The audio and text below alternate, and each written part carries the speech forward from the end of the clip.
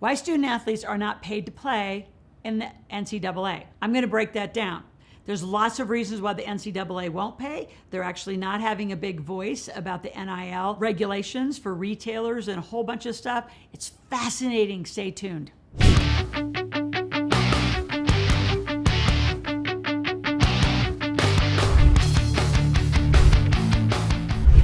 So I'm going to talk about three things: the ways you can make money, and of course the big one that's now out for over a year now, NIL, your name, image, and likeness, one huge way for any student athlete to make money. Number two, I'm going to talk about a Supreme Court ruling. And then number three, I'm going to talk about why student athletes are not paid by the NCAA, the big why.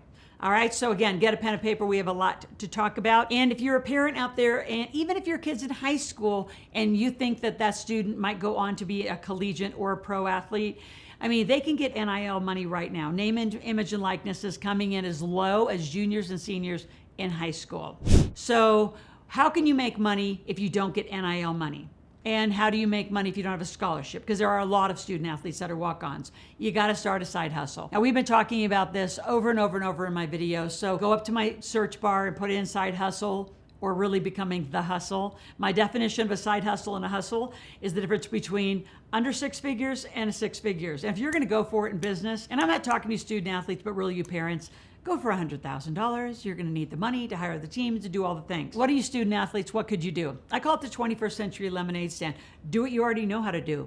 Like when I was in school, I was a personal trainer, and then I taught swimming lessons, and then I got certified in aerobics, and I did aerobics instruction.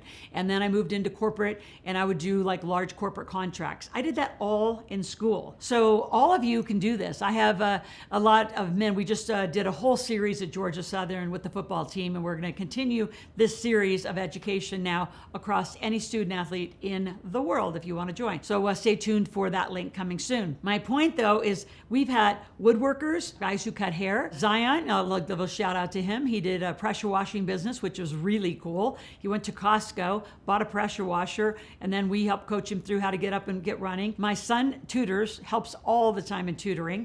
I mean, what are you good at?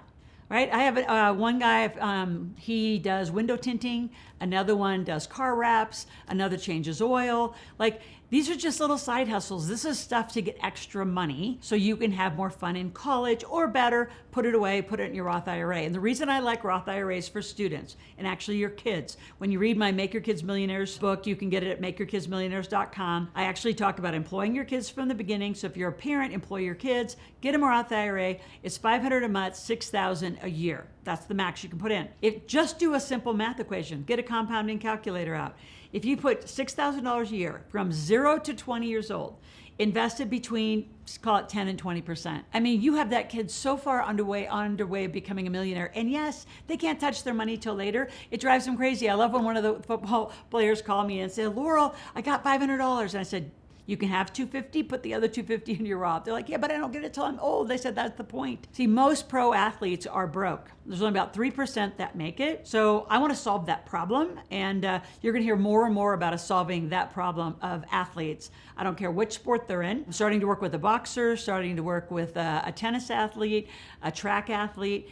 It doesn't matter what it is. If you don't have good money foundational skills, you're usually broke and you spend it all. And then, it goes faster if you get injured, because then it's gone. So the thing that's happening in the NIL space, which is interesting, is they used to pay some of these kids in an annual advance. Then they would either get cut from the team, they would get injured, something would happen. So now they're starting to pay NIL in a more of a monthly fashion. So that's just still an interesting, I'm gonna call it the wild, wild west in how athletes can get paid and student athletes can get paid. But it's a legit thing. And a lot of kids are making a lot of money, but they're making a lot of mistakes because they're putting that money in their personal bank account. There's no tax strategy to that. You need to call our office. You gotta talk to me. I'll tell you where you put your first NIL check, and it is not in your personal bank account.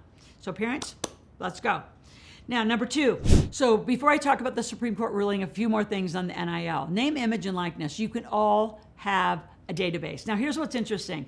I have met many, many players, men and women, that have huge social followings, over 100,000 on TikTok or Instagram or Snapchat or whatever social platform they're using. The challenge is that just because you have those followers, if you do not put them in a proper database, the minute you are no longer an athlete or no longer an influencer or no longer have a great story to tell, all those followers are moving somewhere else and you missed the monetization of a database. So I want to help you figure out how to get an initial offer. So you meet people from social into your database. So what can you do with your database? You can offer them all sorts of stuff. You can become an affiliate of mine, become affiliate of other people's. If you represent certain sports lines or you actually get some good sponsorships, you can put like their information up on the site.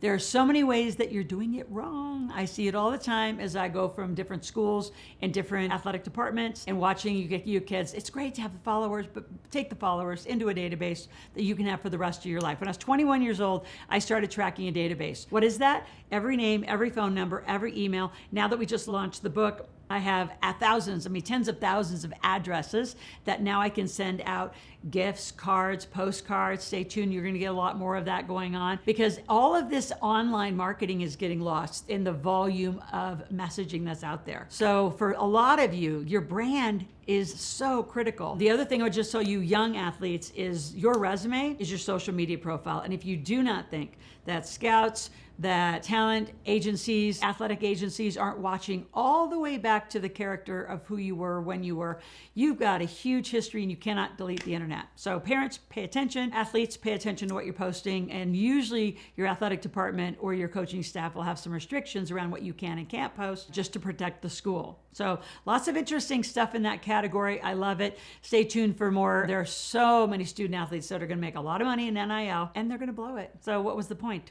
Just like, again, a big lottery ticket, same statistic, 2 to 3% keep lottery tickets. Why? They don't have a good financial foundation. That's what I want to help you get. So you know which bank account to put the money in. So let me tell you what the Supreme Court ruling, it was August 2020. It allows the NCAA change the rules and it allows a school to pay each of their athletes up to $5,980 per year as a reward for academic performance. Now, some are in an academic and an athletic situation. Some are in a walk-on situation, so this would help them academically. It's essentially a scholarship. Whether the school provides it or not, that's up to the school to do. Now, why the NCAA doesn't pay athletes? So before I talk about why the NCAA doesn't pay, and a lot of times the schools don't pay enough, let me do this. I want you to subscribe to my channel. Click the notification button, please. Just commit, set your little alarm. Actually, if you have the notification, you're gonna see it. So every morning on your walk, or your drive, on your workout, just listen 10 to 15 minutes a day, max. That's all I'm asking. And get a new lesson, learn something different, unlearn, get challenged by how you think about money and then what I'm telling you about money, which is the truth. I'm telling you all the things that most people never tell you and helping you glue it together so you actually have a plan and have some real knowledge about it. Also, so share it with your friends because you are a lot of those people you hang out with. And a lot of you have not fired or atrophied those people who are super negative in your life. I don't know why you tolerate it or tolerate them. Time for them to go. So also just share it with a lot of folks. And if there's a topic that you want that's not out here right now, put it in the comment section and we'll be right back next month on a recording of our whole next series. And we'll handle your topics. Why student athletes are not paid by the NCAA. The big why is most schools can't afford it. So colleges, universities have anywhere between 12, sometimes 16, 17 sports.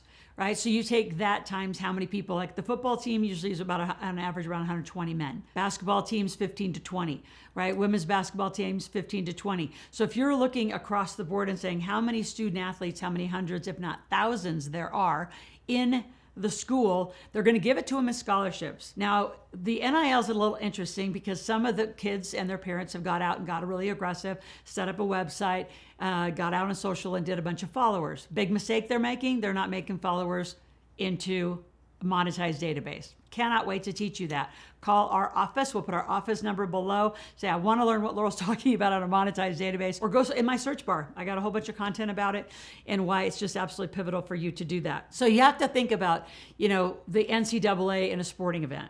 and where the revenue is. There's a lot of revenue. I mean, teams inviting other teams for games, especially if they get televised, that's hundreds of thousands of dollars. And again, I talk a lot of football because that's where my son is. If they go to a bowl game, I mean, the amount of sponsorships that they can get, the amount of money they get, the better they are, obviously, the better they get in TV appearances, so they get some of the ad revenue. If they are actually sponsored by, soda companies, but more critically, alcohol companies, and they serve alcohol at the games, the margins on those are huge. So there is a lot of money that actually cycles through the NCAA, the schools, each of the universities. They have big booster clubs. My gosh, some of them are, tens of millions, if not hundreds of millions of dollars. You say, well, then why doesn't the student athlete get paid? In a lot of ways, they do with the scholarships, right? The scholarship is the way that the school, not the NCAA, pays them. So it's interesting. It's just my opinion. Curious to see what you think. Should student athletes be paid or not? And now that they have NIL abilities, that's even more interesting. And for me, what I love and why I'm out talking to a lot of schools is I know this financial education. This year, Georgia Southern was the only one that had our education. As we move out and get more and more schools involved, we'll be teaching more and more student athletes business and financial literacy. So it'll be interesting to see how this all rolls out, how the NIL gets course corrected or adjusted because of the equity of the players and the equity to the school. There's only so much money to go around. Who should get it? Curious, put it in the comments below. If you ever have a question, I want you to go to askloral.com. Askloral.com is a website. You can put in any free question, make any requests, and if you want to have a membership, and then you can text me 24/7. And then we're really in touch. Let's get these conversations going and get the right information. What I teach is not difficult, it's just different. We'll talk tomorrow.